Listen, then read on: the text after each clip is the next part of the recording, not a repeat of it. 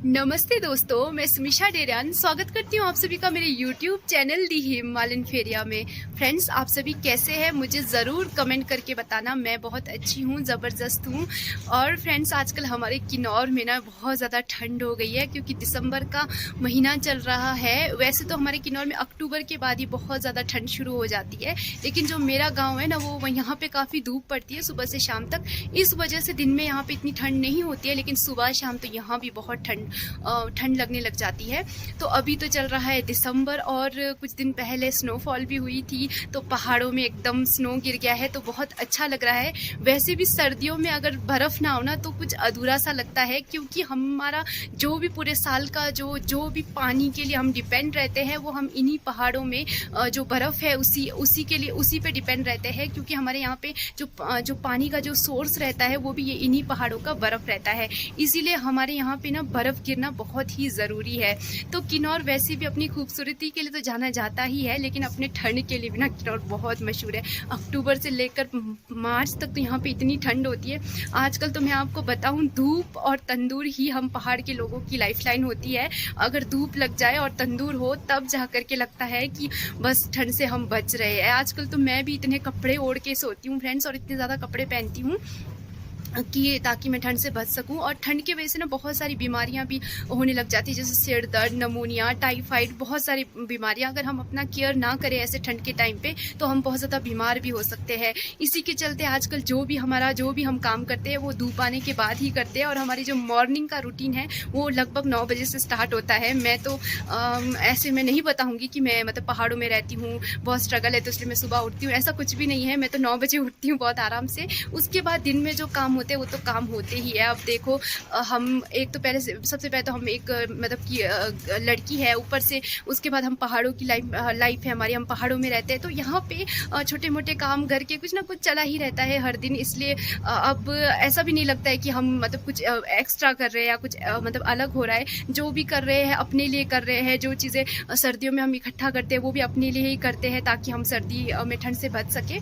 तो आज मैं आप सभी को ज़्यादा तो मतलब क्या है दिखाऊंगी कुछ, लेकिन मुझे लगा काफ़ी दिन हो गए ब्लॉग नहीं आया, तो मुझे लगा आज आप सभी के साथ मुझे मिलना चाहिए, बातचीत करना चाहिए। सबसे पहले तो मैं आप सभी को यहाँ पहाड़ों का नज़ारा दिखाती हूँ, और कितना ही ज़बरदस्त यहाँ से सामने का जो पहाड़ है यहाँ पे बहुत ऊंचे होते हैं। तो आपको पहले मैं पहाड़ों का नज़ारा दिखाती हूँ कि पहाड़ कितने ऊंचे हैं, और स्नो जो पहाड़ों पर गिरा है वो कैसा ज़बरदस्त दिख रहा है।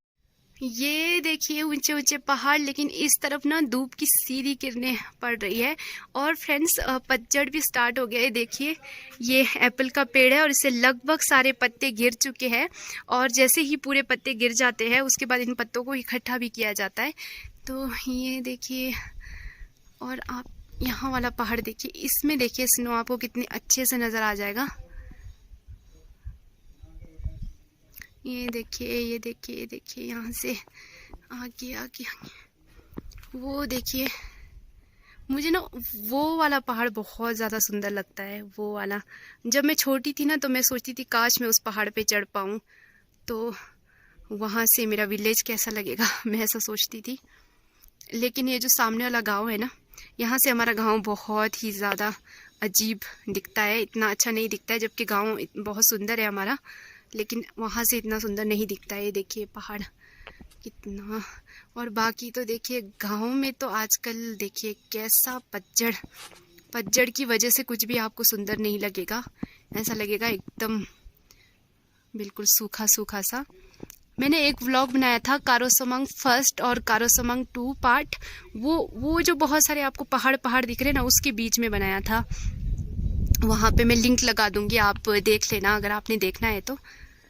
ये देखिए सामने मेरे घर के ठीक सामने ये पेड़ है, जिसकी वजह से धूप नहीं पड़ती है, लेकिन आजकल इसके सारे पत्ते गिर चुके हैं। नहीं तो सच में रोज़ इतने पत्ते गिर जाते थे कि मुझे इतना सफाई करना पड़ता था। लेकिन आजकल चलो बारिश की वजह से, काफ़ी तूफान की वजह से ना सारे पत्ते गिर चुके हैं। फ्रेंड्स, वैसे हमारे घर का एक रूल है, अभी से नहीं, मेरी मम्मी ने बनाया है बहुत पहले से। जब हम छोटे थे तो हमारे घर का जो कूड़ा करकट है ना, वो फेंका भी नहीं जाता है, दबाया भी नहीं जाता है। तो हमारे घर का जितना भी कूड़ा करकट, जैसे 5-6 दिन में जितना भी कूड़ा इकट्ठा होता है, चाहे वो पत्ते हैं चाहे कुछ भी है, तो हमने अपने खेत का ना एक हिस्सा ना, मतलब कि काट के सिर्फ उसलिए बनाया है कि घर के जितने भी वेस्ट सामान होंगे, चाहे वो पत्ते होंगे, बूरा होगा, कूड़ा होगा, कुछ भी होगा, चाहे वो प्लास्टिक होगा, उसको हम जलाते हैं एक तरफ, और बाकी पूरा खेत, जैसे घर में कुछ एक्स्ट्रा मिट्टी, एक्स्ट्रा पत्थर कुछ भी होता है तो हम उस खेत में रखते हैं। तो हमने अपने उस खेत को ना पार्टीशन करके रखा है, तो वहाँ जा करके ना मैं अभी कूड़ा जलाती हूँ। आप सभी को इसलिए बता रही हूँ क्योंकि मेरे घर में ना मेरी मम्मी हमेशा बोलते थे कि कभी भी कूड़ा करकट ना इधर उधर मत डालो, डस्टबिन में डालो, और डस्टबिन में डाल करके उस कूड़े करकट को ना अपने वहाँ ले जा करके, अपने जहाँ हमारा एरिया वहाँ ले जाके जलाओ। तो ये रूल मतलब जब मैं छोटी थी तब से ही बना है कि अपना जितना भी घर का कूड़ा है वो जलाया जाता है। तो बहुत दिन हो गए, डस्टबिन पूरा भर चुका है, तो मैं एक बार जा करके कूड़ा जलाती हूँ और आप सभी को दिखाती हूँ कि खेत को मतलब पार्टीशन करके हमने कैसा बनाया हुआ है कूड़ा जलाने के लिए। अब देखिए मैं आपको दिखाती हूँ, ये वो कूड़ा होता है मेरे घर का जो मतलब कि यहाँ इस आंगन, बाहर वाले आंगन से निकलता है। ये जैसे पत्ते वगैरह, इसमें धूल मिट्टी, तो ये भी हम वहीं फेंकते हैं। और इसके अलावा जो दूसरा कूड़ा है वो यहाँ है, देखिए आप, पूरा ये भर चुका है डस्टबिन, तो ये भी मैं अभी ले जा करके जला देती हूँ। ये देखिए यहाँ पे हमने लकड़, बहुत सारे हमारे यहाँ पे लकड़ियों को ना स्टॉक करके रखना पड़ता है, क्योंकि कभी भी इमरजेंसी हो सकती है, कभी कुछ भी हो सकता है। इसलिए जो लकड़ियाँ हैं, ये लकड़ियाँ यहाँ पे ढेर है। और अगर आप ये लकड़ियाँ देखेंगे ना, तो ये किसी लेबर ने नहीं ढोया है। अगर आपको लग रहा है ना ये इतने सारे लकड़ किसी लेबर के थ्रू यहाँ पे आया है, तो ऐसा कुछ भी नहीं है। ये सारे लकड़ मेरे मम्मी पापा ने पता नहीं कहाँ कहाँ से अरेंज करके, मतलब अपने खेतों से ला के या कहीं बगीचों से ला करके रखा है। और मुझे याद है ये वाले जो लक्कड़ है, ये वाले तो मुझे याद है कि जब हम छोटे होते थे तब मतलब छोटे क्या, मतलब 8th-9th में, तो हम भी बगीचे से ऐसे लकड़ियाँ लेके आते थे। तो ये लकड़ियाँ हमने अभी यहाँ फ़िलहाल यहाँ सेफ रखा है ताकि कभी ज़रूरत पड़े तो यूज़ कर सके। लेकिन हमें ये लकड़ियाँ काफ़ी सड़ गए हैं, इसके ऊपर हमने फ़िलहाल के लिए तरपाल लगाया, लेकिन इससे कुछ नहीं हो रहा है। मुझे लगता है यहाँ पे हमें चादर लगाने की ज़रूरत है। और ये हमारा एक सूखा सा पेड़ है, ये सूख गया एक्चुअल में। ये एप्रिकॉट का पेड़ था, लेकिन पता नहीं इसको क्या हो गया, एक हिस्सा इसका हरा रह गया और एक हिस्सा बिल्कुल सूख गया। तो अभी हमने इसको खड़ा इसलिए रखा है, अगर हम इसको काट देंगे तो ये जल्दी सूख जाएगी, मतलब लकड़ मतलब कि गीला हो जाएगा, तो भीग जाएगा, तो लकड़ ख़राब हो जाएगा। इसलिए हमने इसको स्टैंड इसलिए रखा है ताकि ये मतलब कि सेफ़ रहे कुछ टाइम तक, जब तक हमें ज़रूरत नहीं है इतनी लकड़ की। और ये वाला हिस्सा यहाँ से हमने बीच से पार्टीशन करके, ये वाला हिस्सा हम लोगों ने ये इतना हिस्सा, ये देखिए ये अखरोट का पेड़ है हमारा, काफ़ी बड़ा है ये पेड़ और काफ़ी पुराना भी है। तो ये वाला हिस्सा हमने इसलिए रखा है ताकि जब भी मतलब घर में कुछ भी कूड़ा करकट कुछ भी हो, ये जो मिट्टी है ये हम घर में मतलब कि बहुत ज़्यादा एक्स्ट्रा मिट्टी वगैरह होगा तो उसको यहाँ फेंकते हैं। बाकी कुछ एक्स्ट्रा लकड़ियाँ, कुछ एक्स्ट्रा जैसे सामान, ये देखिए ये कुछ टुकड़े बच गए थे टाइल के, मैंने यहाँ ला के रखा है। तो बस कुछ ऐसी ऐसी चीज़ों के लिए हमने ये अपना हिस्सा मतलब कि आधा अलग से रखा है, ताकि हम मतलब कि अपना जो मतलब कि जितना भी वेस्ट मटेरियल है किसी के और के हिस्से में ना लगाए, या ना ही मतलब प्रकृति को नुकसान करे। इसलिए हमने अपने ही एरिया का एक हिस्सा इस चीज़ के लिए रखा है। तो अभी मेरा यहाँ कूड़ा पहुँच चुका है और मैं इसको फटाफट जला देती हूँ। फ्रेंड्स, आपने देखा मैं कूड़ा जला रही थी, अमीशा मेरे को आवाज़ मार के बुलाते, मैं जल्दी जल्दी आ गई। तो उन्होंने आज बोलते हैं मुझे कि मुझे कुछ टेस्टी खाने का मन कर है। क्या बनाया आपने? पास्ता। मुझे लगे वो तो वहाँ बैठ के खा रहे हैं, मुझे तो कोई पूछ ही नहीं रहा है। लगता है वो वाला प्लेट मेरे लिए है, तो मैं भी खा लेती हूँ। वैसे हम आजकल ना ब्रेकफास्ट वगैरह ज़्यादा करते ही नहीं है, बस हमारा लंच हो जाता है, फिर लंच, उसके बाद कुछ चाय पानी, फिर उसके बाद फिर शाम को। इसलिए क्योंकि जब काम नहीं होता ना ज़्यादा, तो ब्रेकफास्ट लंच डिनर तो इतना होता ही नहीं है। घर में रहते हैं, जब खेतों में जाते हैं तब तो भाई एक ही टाइम होता है फिर खाना। फिर दिन में भी खाते हैं थोड़ा बहुत, खेतों में तो बहुत मज़े आते हैं। वैसे भी कुछ भी लेके जाओ आप, हम तो वहीं बनाते हैं हमारे बगीचे में ही। तो अभी मैं फटाफट खा लेती हूँ, ठंडा हो रहा है। आप कुछ बोलना चाहते हैं? आप इधर आइए पहले तो।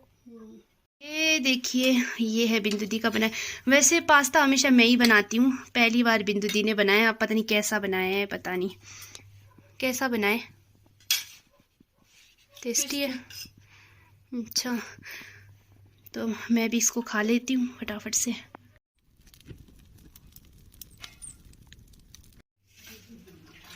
फ्रेंड्स, मैंने आप सभी को बोला था ना, घर में कुछ ना कुछ काम होता ही है।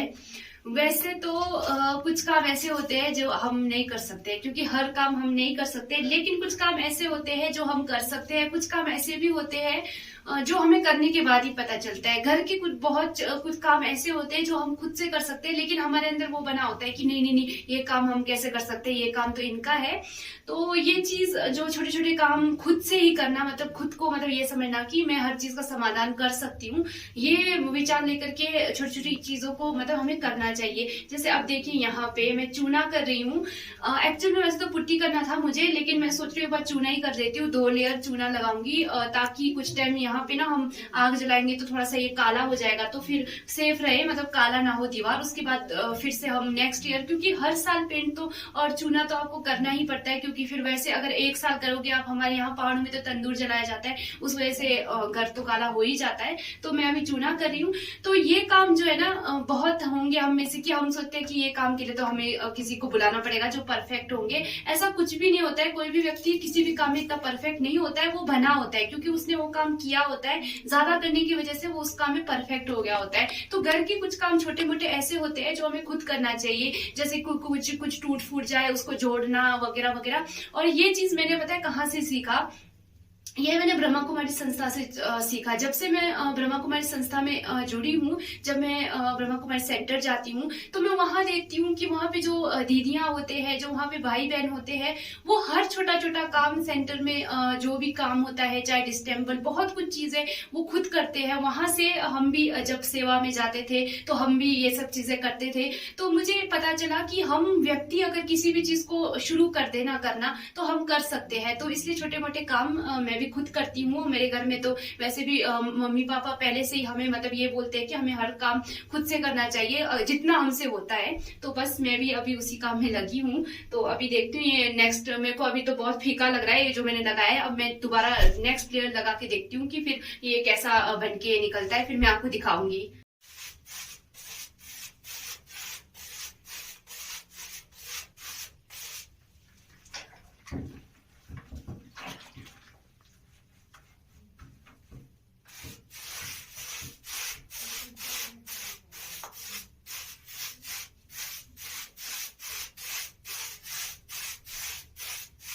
ये देखिए ये फर्स्ट लेयर लगा और काफ़ी हद तक सूख भी गया और काफ़ी अभी इसमें कलर चढ़ भी गया है।